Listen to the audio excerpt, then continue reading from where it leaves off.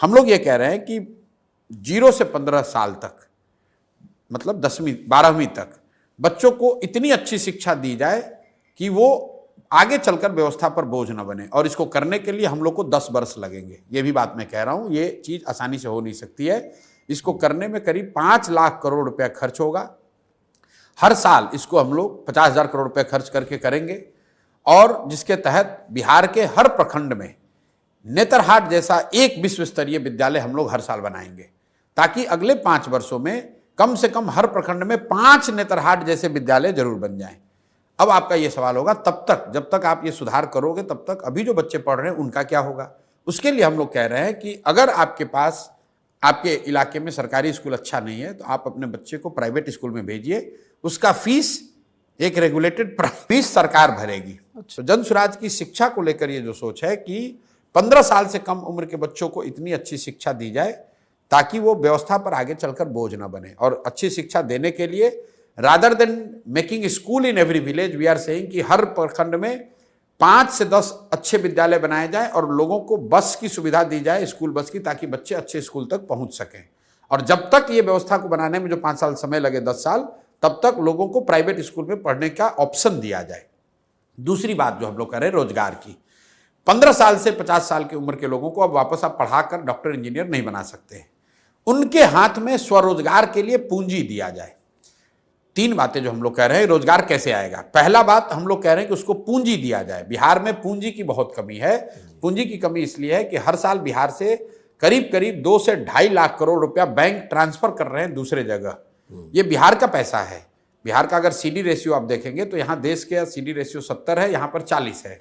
उसका मतलब यह है कि बिहार के लोग जो पैसा बिहार में जमा करते हैं, बैंक वो पैसा बिहार में इन्वेस्ट न करके बिहार के बाहर करते हैं।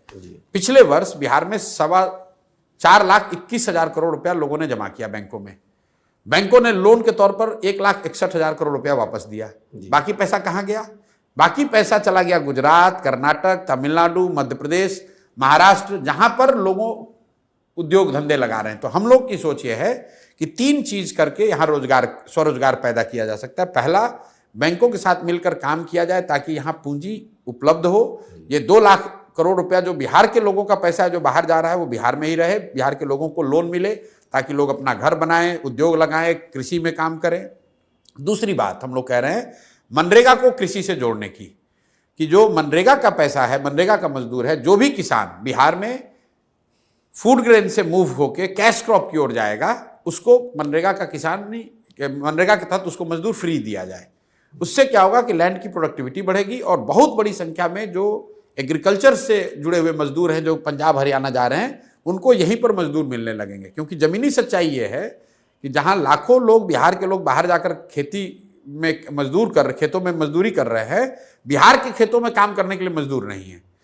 तीसरी बात हम लोग कह रहे हैं कि बिहार में हर साल कम से कम 1 लाख परिवारों को 4% के ब्याज पर लोन दिया जाए, ताकि ये लोग इंटरेस्ट सबवेंशन स्कीम लाने की बात कर रहे हैं, ताकि 6,000 करोड़ रुपया या 7,000 करोड़ रुपया अगर सरकार पैसा दे दे ब्याज उनके बिहाफ में, और 4,000 करोड़ रुपया अगर जनता दे, तो 1 लाख करोड़ रुपया लोगों के हाथ में मिलेगा स्वरोजगार। तो हम लोग का मंत्र जो है वो शिक्षा और स्वरोजगार, पैसा और पूंजी, ये 2 चीज से बिहार का सुधार हो सकता है। जब लोगों को शिक्षा होगी और उनमें काम करने के लिए उनके पास पूंजी होगा तो अपने आप बिहार में तरक्की होगी, अपने आप रोजगार आएगा, पलायन रुकेगा। सिर्फ सरकारी नौकरी का वादा करके या 2, 4, 10 फैक्ट्री लगाकर बिहार की जनता को और बिहार से गरीबी दूर नहीं की जा सकती है।